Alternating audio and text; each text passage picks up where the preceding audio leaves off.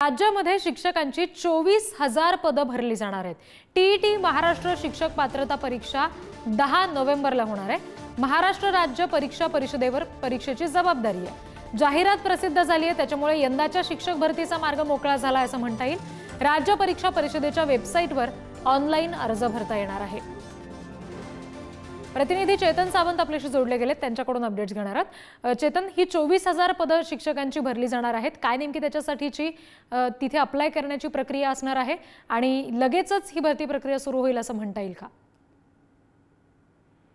नक्कीच रिद्धी, 10 नोव्हेंबर रोजी ही टीईटी महाराष्ट्र शिक्षक पात्रता परीक्षा आहे, ही घेण्यात येणार आहे। त्या परीक्षेची पूर्णपणे जबाबदारी आहे ही राज्य परीक्षा परिषदेवर सोपवण्यात आली आहे। आपण पाहिलं असेल तर काही दिवसांपूर्वी पुण्यात याच संदर्भात शिक्षक भरतीची प्रक्रिया रखडली असल्याने त्या विरोधात डीएड आणि बीएड धारकांनी पुण्यात उपोषण केलं होतं आणि शिक्षक भरतीसाठी बिंदू नामावलीची प्रक्रिया पूर्ण झालेली नाहीये आणि त्यासाठी देखील शिक्षक विभाग जो आहे भरतीचा तोच जबाबदार असलेला देखील या उमेदवारांचं म्हणणं आहे।